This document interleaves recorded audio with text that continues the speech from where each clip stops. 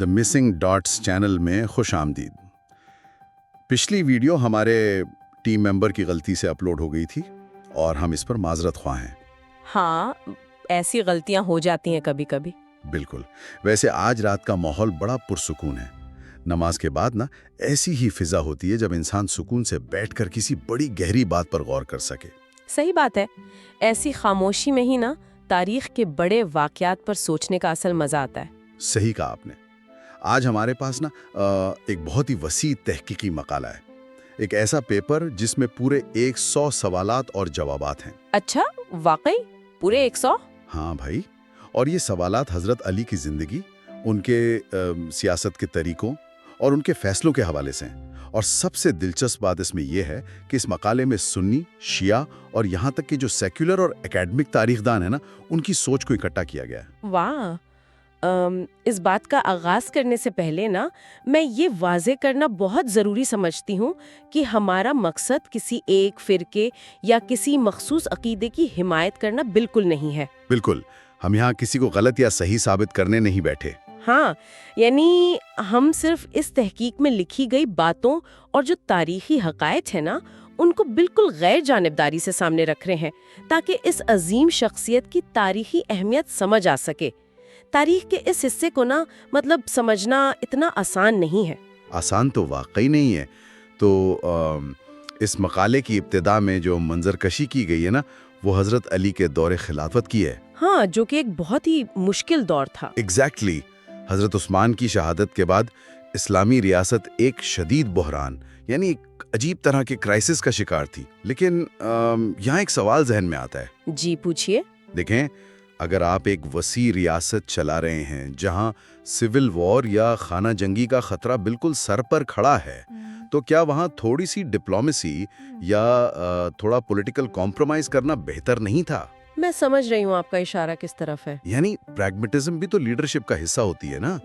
انسان سوچے تو حیرت ہوتی ہے کہ کیا ان کا یہ اسٹرکٹ جسٹس، یہ بے لوث انصاف وقتی طور پر ریاست کے حق میں نقصان دہ ثابت نہیں ہوا؟ اصل مسئلہ یہ ہے کہ جس وقت انہوں نے خلافت سنبھالی تو اسلامی ریاست کا نظام بہت تبدیل ہو چکا تھا۔ 7ویں صدی کا جو عربیہ تھا وہ ایک قبائلی معاشرہ تھا۔ ہاں، وہاں ٹرائبز کا بڑا اثر تھا۔ بالکل، وہاں پیٹرنیج سسٹم چلتا تھا۔ اس تحقیق میں سیکولر تاریخ دانوں کا حوالہ دیا گیا ہے، جیسے ولفرڈ مڈلونگ کی تحقیق ہے۔ اچھا، مڈلونگ نے کیا لکھا ہے اس پر؟ ایک طرح سے لائلٹی خریدی جاتی تھی، وفاداریاں خریدی جا رہی تھیں۔ صحیح۔ ہاں، لیکن حضرت علی کا اصول یہ تھا کہ انہوں نے آتے ہی بیت المال کو بالکل برابر تقسیم کرنا شروع کر دیا۔ انہوں نے غلام اور سردار کا جو فرق تھا وہ مٹا دیا۔ واہ، یعنی بالکل ایکول کر دیا سب کو۔ بالکل، اور انہوں نے پرانے جو کرپٹ گورنر تھے انہیں فوراً ڈسمس کر دیا، اس بات کی پرواہ کیے بغیر کہ اس سے کتنا بڑا سیاسی دباؤ آئے گا۔ اس کو اگر ہم آج کے دور سے جوڑے تو یہ جیسے ماڈرن پولیٹیکل لابنگ یا جو کیمپین فنانس کا نظام ہوتا ہے، بالکل ویسا ہی ہے۔ ہاں، بالکل صحیح مثال دی آپ نے۔ آج کے سیاستدان الیکشن جیتنے کے لیے بڑے بڑے سرمایہ داروں کو کانٹریکٹ دیتے ہیں، انہیں فائدے پہنچاتے ہیں، اور یہاں ایک ایسی شخصیت تھی جس نے بالکل ٹاپ پر آ کر اس پورے کرپٹ سسٹم کی لائن ہی کاٹ دی۔ اور اس کا نتیجہ تو یہی نکلنا تھا کہ ایلیٹ کلاس جو تھی وہ ان کے خلاف ہو جاتی۔ یہی ان کی سیاست اور اصولوں کا تصادم تھا۔ صحیح بات ہے۔ مدلونگ کہتے ہیں کہ حضرت علی میں بے پناہ اخلاقی عظمت تھی، مورل انٹیگریٹی جسے کہتے ہیں وہ تھی۔ انہوں نے وقتی سیاست اور سمجھوتوں سے بالکل انکار کر دیا، کیونکہ ان کے نزدیک انصاف پر سمجھوتا کرنا دین کی روح کو تباہ کرنے جیسا تھا، ہے نا؟ صحیح کہا۔ اب اس کو مختلف نقطہ نظر سے دیکھیں۔ سنی سوچ یہ مانتی ہے کہ یہ ان کی اجتہادی خطائیں ہو سکتی تھیں، یعنی نیت بالکل صاف تھی، حق پر تھے، لیکن وقتی سیاست میں تھوڑی ڈپلومیسی سے حالات شاید بہتر سنبھالے جا سکتے تھے۔ اچھا، اور دوسرا نقطہ نظر کیا کہتا ہے؟ دوسری طرف شیعہ نقطہ نظر کہتا ہے کہ یہ اجتہادی خطا تھی ہی نہیں، بلکہ یہ خالص انصاف تھا۔ انہوں نے وقتی طاقت یا اپنی کرسی بچانے کے بجائے دین کی اصل شکل کو بچایا۔ بھائی، یہاں ایک بڑی گہری بات لکھی ہے۔ کیا لکھی ہے؟ آپ سوچیں ذرا، جب کسی انسان کے اصول اتنے پختہ ہوں کہ وہ سیاست کے عام طریقوں پر چلنے سے انکار کر دے تو اس وقت کی دنیا اسے ناکام سمجھتی ہے، لیکن تاریخ اسے ہمیشہ زندہ رکھتی ہے۔ بے شک، یہ بہت خوبصورت بات کی آپ نے، اور اسی تصادم کا سب سے بڑا نتیجہ جنگ صفین کی شکل میں نکلا، جہاں ڈپلومیسی اور دھوکے کا ایک بڑا عجیب واقعہ پیش آیا۔ ہاں، وہ جب مخالف فوج ہارنے والی تھی تو انہوں نے نیزوں پر قرآن پاک لٹکا دیے تھے اور تحکیم یعنی آربیٹریشن کی مانگ کی تھی۔ ہاں، یہ اسلامک ہسٹری کا سب سے نازک موڑ تھا۔ جب مخالف فوج نے قرآن نیزوں پر اٹھائے تو حضرت علی کی اپنی فوج کے اندر ایک جذباتی بحران پیدا ہو گیا۔ مطلب ان کے اپنے لوگ ہی ان سے الجھ پڑے۔ بالکل، ان کے اپنے خیمے کے لوگ، باوجود اس کے کہ تجربہ کار سپہ سالار جو تھے ملک الاشتر وہ منع کر رہے تھے، پھر بھی وہ لوگ مجبور کرنے لگے کہ ہم قرآن کے خلاف نہیں لڑ سکتے، ہمیں آربیٹریشن قبول کرنی پڑے گی۔ لیکن اس میں ایک پوائنٹ سمجھنے والا ہے بھائی، جب انہوں نے اپنی فوج کے دباؤ میں آ کر آربیٹریشن قبول کر لی تو وہی لوگ جو کل تک کہہ رہے تھے کہ فیصلہ مان لیجئے، وہ اچانک خلاف کیوں ہو گئے؟ یہ واقعی ایک بڑا عجیب سائیکولوجیکل سوال ہے۔ انسان اگر سوچے تو یہ کتنی عجیب سائیکالوجی ہے۔ یہی لوگ بعد میں خوارج بن گئے، انہوں نے اچانک اپنے ہی لیڈر پر کفر کا فتویٰ کیسے لگا دیا؟ اس کے پیچھے اصل میکینک کیا تھا؟ بڑی گہری بات پوچھی ہے آپ نے۔ اصل میں یہ فساد تہ در تہ تھا۔ خوارج کا مسئلہ صرف سیاسی نہیں تھا، وہ ایک تھیولوجیکل یعنی عقیدے کا ایکسٹریم لیپ تھا۔ اچھا، عقیدے کا مسئلہ کیسے؟ جب تحکیم شروع ہوئی تو انسانوں نے بیٹھ کر فیصلہ کرنا تھا۔ خوارج کے اندر ایک شدید اور سخت گیر مذہبی سوچ جنم لے چکی تھی۔ ان کا نعرہ تھا لا حکم الا للہ، یعنی حکم صرف اللہ کا ہے۔ تو اس نعرے کا مقصد کیا نکالا انہوں نے یہ عجیب منطق نکالی کہ چونکہ اللہ کا فیصلہ جنگ کے میدان میں ہونا تھا اور علی نے انسانوں کو یعنی آربیٹریٹرز کو فیصلہ کرنے کا حق دے دیا، اس لیے انہوں نے اللہ کے مقابلے میں انسانوں کو حاکم مان لیا، جو ان کے نزدیک کفر تھا۔ واہ، یہ تو انتہا پسندی کی بالکل پیک تھی۔ بالکل، انہوں نے صرف بغاوت نہیں کی بلکہ اپنے وقت کے سب سے عظیم صحابی کو، خلیفہ کو دائرہ اسلام سے خارج قرار دے دیا۔ یہ ایکسٹریمزم کی ایسی شکل تھی جس نے آنے والی صدیوں تک تاریخ کا رخ بدل دیا۔ زندگی کا ایک سچ یہ بھی ہے کہ مذہب کے نام پر جب انتہا پسندی آتی ہے تو وہ منطق و عقل کو بالکل اندھا کر دیتی ہے۔ صحیح بات ہے۔ خیر، اس سیاسی اور اصولی کشمکش سے نکل کر یہ تحقیق ہمیں ایک اور پہلو کی طرف لے جاتی ہے۔ ایک طرف تو یہ انتہائی حقیقت پسندانہ سیاست اور جنگوں کا دور تھا، ہاں، اور دوسری طرف ان کی شخصیت سے جڑی ہوئی مافوق الفطرت یعنی سپر نیچرل باتیں، جیسے جنگ خیبر کا وہ عظیم دروازہ جسے انہوں نے اپنے ہاتھوں سے اکھاڑا۔ بے شک وہ بہت مشہور واقعہ ہے۔ اور ان کی تلوار، ذوالفقار کے قصے اور علم غیب یعنی ان سین کا علم رکھنا۔ واقعی انسان سوچنا شروع کرے تو حیرت ہوتی ہے کہ تاریخ اور عقیدت میں لائن کہاں ڈرا ہوتی ہے۔ اس پر تحقیق بہت واضح ہے اور تینوں نقطہ نظر سامنے رکھتی ہے۔ اچھا، شروع کہاں سے کریں؟ شیعہ نقطہ نظر سے شروع کرتے ہیں۔ ان کے مطابق وہ انفیلیبل یعنی معصوم امام ہیں۔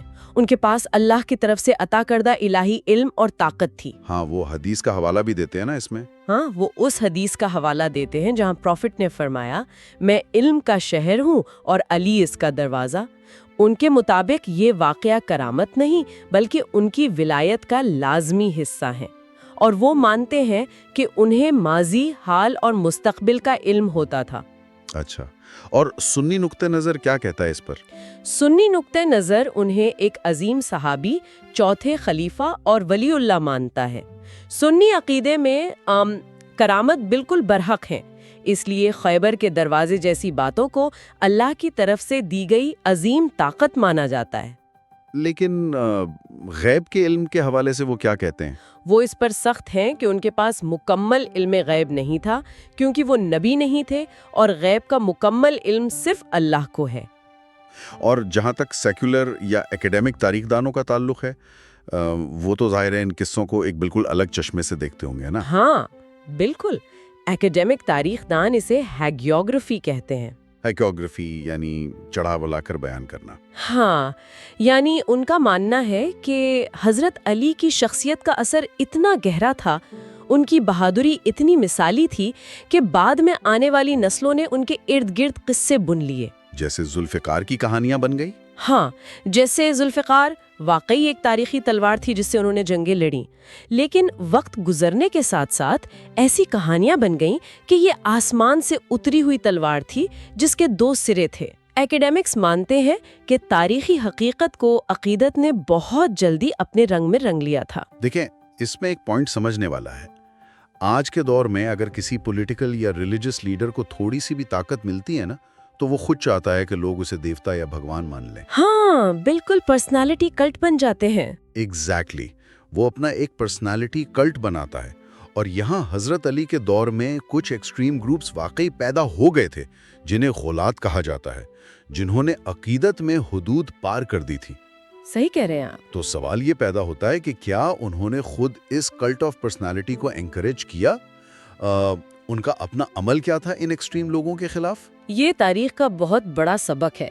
حضرت علی نے ان انتہا پسندوں کا سخت ترین مقابلہ کیا۔ واقعی؟ مطلب انہوں نے روک دیا انہیں؟ بالکل، وہ لوگ جو غلو کرتے تھے، یعنی عقیدت میں حدود سے تجاوز کر کے انہیں الوہیت کا درجہ دیتے تھے، انہوں نے فوراً روکا۔ عبداللہ ابن سبا کی مثال ملتی ہے، جسے انہوں نے ملک بدر کر دیا تھا۔ واہ! کچھ روایات کے مطابق جنہوں نے انہیں خدا ماننے سے توبہ نہیں کی نا، انہیں سخت ترین سزائیں دی گئیں۔ انہوں نے واضح کر دیا کہ اسلام کی بنیاد توحید پر ہے، کہ ایک خدا کی عبادت کے مقابلے میں کوئی بھی نہیں آ سکتا۔ ہاں، ایک خدا کی عبادت کے مقابلے میں کوئی بھی شخصیت، چاہے وہ کتنی ہی عظیم کیوں نہ ہو، اس میں شراکت نہیں کر سکتی۔ انسان سوچے تو واقعی حیرت ہوتی ہے کہ جس کے پاس ایبسلوٹ پاور ہو، وہ اپنے ہی پجاریوں کو سزا دے رہا ہے تاکہ دین کی روح بچی رہے۔ یہی تو ان کی عظیم شخصیت کا راز تھا۔ زندگی کا ایک سچ یہ بھی ہے کہ عظیم لوگوں کے اپنے ہی چاہنے والے اکثر ان کی تعلیمات کو بھلا کر صرف ان کی شخصیت کی پوجا شروع کر دیتے ہیں۔ اور جہاں تک ان کی اپنی ذاتی زندگی اور تعلیمات کا تعلق ہے نا، اس تحقیق کا اگلا حصہ اس پر بہت گہرائی سے روشنی ڈالتا ہے۔ ہاں، ان کی سادگی کے حوالے سے۔ بالکل، جس ریاست کی سرحدیں مصر سے لے کر فارس تک پھیلی تھیں، اس کا خلیفہ، اس کا سب سے بڑا حکمران اسیٹسزم، یعنی انتہائی فقیرانہ سادگی کی زندگی گزار رہا تھا۔ ہم صرف کپڑوں میں پیوند یا سوکھی روٹی کی بات نہیں کر رہے، یہ ان کے مزاج کی ایک گہری سٹیٹ تھی۔ صحیح بات ہے۔ اور جو ان کے خطبات ہیں، جو بعد میں نہج البلاغہ میں جمع کیے گئے، ان میں فصاحت اور بلاغت کا عجیب دریا بہتا ہے۔ نہج البلاغہ کی اہمیت سے انکار تو ممکن ہی نہیں ہے۔ ایکیڈیمک دنیا میں سنی اور شیعہ اس کی کچھ روایات کی اوتھینٹسٹی پر بحث ضرور کرتے ہیں، لیکن اس کے ادب کے حوالے سے کوئی بحث نہیں ہوتی۔ بالکل نہیں۔ اس کے عربی ادب کے شاہکار ہونے پر سب متفق ہیں۔ ان خطبات میں آپ کو نہ صرف سیاست نہیں ملتی، بلکہ آخرت، اخلاق اور انسانیت کا ایک بہت گہرا فلسفہ ملتا ہے۔ انہوں نے حکمرانی کو شاید کبھی عیش کا ذریعہ سمجھا ہی نہیں۔ ہاں، انہوں نے حکمرانی کو کبھی لگژری نہیں سمجھا۔ ان کے نزدیک یہ ایک بوجھ تھا، ایک آزمائش تھی۔ ان کا وہ قول بہت مشہور ہے جہاں وہ فرماتے ہیں کہ یہ دنیا ان کے نزدیک بکری کی چھینک سے بھی زیادہ حقیر ہے۔ سبحان اللہ۔ اس سادگی کا مقصد یہ تھا کہ وہ اپنے آپ کو ریاست کے سب سے غریب ترین شخص کے برابر رکھنا چاہتے تھے، تاکہ کسی کو اپنی محرومی کا احساس نہ ہو۔ دل کو لگنے والی بات ہے۔ جس انسان نے زندگی بھر انصاف کے لیے اپنوں اور غیروں سب سے لڑائی مول لی، ریاست کے لالچ کو ٹھکرایا، اس کی زندگی کا آخری واقعہ کتنا دردناک ہے۔ بہت دردناک۔ انہیں شہید کرنے والا کوئی عام دشمن یا کسی اور ملک کا فرمان روا نہیں تھا، انہیں شہید کرنے والا وہی خارجیتی تھا جس کا ذکر ہم نے پہلے کیا تھا، عبد الرحمن ابن ملجم۔ ہاں، اور سب سے حیران کن بات اس کی شخصیت تھی۔ بالکل، غور کرنے کی بات یہ ہے کہ وہ شخص بظاہر بہت نمازی اور قرآن کا حافظ تھا۔ ایک ایسی مسجد میں نماز کے وقت ایک ایسے انسان پر حملہ کیا گیا جو خدا کے سامنے سجدے میں تھا۔ یہ اسلامی تاریخ کا کتنا بڑا المیہ ہے بھائی، کیسی عجیب ٹریجڈی ہے۔ جی، یہ تاریخ کا بہت تاریخ باب ہے۔ اس حملے کے میکینکس پر اس تحقیق میں لکھا ہے کہ ابن ملجم ایک زہریلی تلوار لے کر کوفہ کی مسجد میں چھپا تھا۔ سجدے کی حالت میں تھے وہ اس وقت؟ ہاں، جس وقت حضرت علی نماز فجر کے لیے سجدے میں گئے، اس نے پیچھے سے ان کے سر پر وار کیا۔ زہر فوراً ان کے خون میں پھیلنا شروع ہو گیا۔ یا اللہ! لیکن یہاں جو چیز ساری دنیا کے ایکیڈیمک اسکالرز اور تاریخ دانوں کو حیران کرتی ہے، وہ ان کی موت کے وقت کا فیصلہ اور انصاف ہے۔ اصل مسئلہ یہی ہے، لوگ آج کے دور میں ذرا سا پاور میں ہوں اور ان پر کوئی حملہ ہو تو ان کے چاہنے والے پورے شہر چلا دیتے ہیں، सड़कें बंद कर देते हैं, मासूम लोगों की जानें चली जाती हैं। बिल्कुल ऐसा ही होता है। और यहाँ एक अजीम रियासत का खलीफा जो मौत के दहाने पर खड़ा है और उन्होंने एक ऐसी वसीयत की जो तारीख में अपनी मिसाल आप है। जब उन्हें पता चल गया कि अब उनके बचने का कोई इम्कान नहीं है ना, तो उन्होंने अपने बेटों से फरमाया कि कातिल यानी इब्ने मुलजम के साथ इंसानियत से पेश आया जाए। अच्छा, वाकई ऐसी हालत में भी? हाँ, उन्होंने कहा कि उसे वही खाना खिलाया जाए जो घर में बनता है, उसके हाथ पांव ना बांधे जाएं जिससे उसे अजियत हो। वाह! और सबसे बड़ी बात, उन्होंने फरमाया कि अगर मैं इस एक ज़र्ब से यानी इस एक ब्लो से मर जाऊं तो कातिल को क़िसास में सिर्फ एक ही ज़र्ब लगाई जाए, उसके अंग न काटे जाएं, उसकी लाश के साथ कोई बेहुरमती ना हो। ये आम इंसान की बस की बात ही नहीं है। जहर की तकलीफ और मौत सामने देखकर भी अगर इंसाफ और कानून का म्यार ना गिरे तो ये उस शख्सियत की आखिरी और सबसे बड़ी अखलाकी फतह थी। बेशक, ऐसा इंसाफ शायद ही तारीख में कहीं और मिले। वाकई इंसान अगर सोचे तो रोंगटे खड़े हो जाते हैं कि इस दर्जा का इंसाफ। अगर हम आज इस गुफ्तगू को और इस मुकाले की तहकीक को समेटते हुए देखें ना, तो 1300 साल से ज़्यादा अरसा गुजर चुका है इस बात को। हाँ, इतनी सदियां गुजर गईं। इन 13 सदियों में बहुत सी अजीम हुकूमतें आईं, तबाह हो गईं, बहुत से नज़रियात बने, लेकिन इस तहकीक का निचोड़ ये है कि आज भी चाहे कोई सुन्नी हो, शिया हो, खवारिज की बची हुई शाख इबादी हो या कोई मगरबी सेक्युलर हिस्टोरियन हो, सब एक ही बात पर आकर मुत्तफिक होते हैं। बिल्कुल, सब इस एक पॉइंट पर आकर ज़रूर झुकते हैं कि हज़रत अली की इखलाकी ताकत, उनके मॉरल स्टैचर का कोई सानी नहीं था। उनकी सियासत को आप चाहें उनके दौर में नाकाम कहें क्योंकि वहाँ प्रैग्मेटिज्म नहीं था, लेकिन उनकी इखलाकी फतह को दुनिया की कोई तहकीक झुटला नहीं सकती। सही कहा आपने। सेक्युलर तारीखदान जो किसी इलाही अकीदे को नहीं मानते ना, वो भी इस नतीजे पर पहुंचते हैं कि इंसानी तारीख में पावर और एब्सोल्यूट प्रिंसिपल्स को साथ लेकर चलने की इतनी खालिस कोशिश शायद ही किसी ने की हो। उन्होंने ताकत की खातिर अपने उसूल नहीं बेचे। इंसान अगर गौर करे ना, तो जहन में एक बहुत गहरा सवाल पैदा होता है। अगर हम आज के दौर के सियासतदानों और सेक्युलर तराजू पर देखें तो शायद कुछ लोग कहें कि उनकी खिलाफत में बुहरान थे, स्टेट ऑफ क्राइसिस था, तो वो नाकाम थे। हाँ, लोग अक्सर नतीजे से कामयाबी नापते हैं। लेकिन अगर इखलाक, इंसाफ और रूहानियत के पैमाने पर देखें तो उन जैसा कामयाब और जिंदा इंसान तारीख में ढूंढने से नहीं मिलता। असल कामयाबी होती क्या है भाई? वक्ती ताकत को किसी भी कीमत पर हासिल कर लेना और अपने पास रखना, या अपने पुख्ता उसूलों के लिए जान दे देना और हमेशा के लिए तारीख का हिस्सा बन जाना? इस पर सोचने की जरूरत है। सच में ये बहुत बड़ा सवाल है हम सब के लिए। अल्लाह हमें तौफीक दे। चलो चलते हैं। इस चैनल द मिसिंग डॉट्स को फॉलो करना ना भूलिए। शुक्रिया।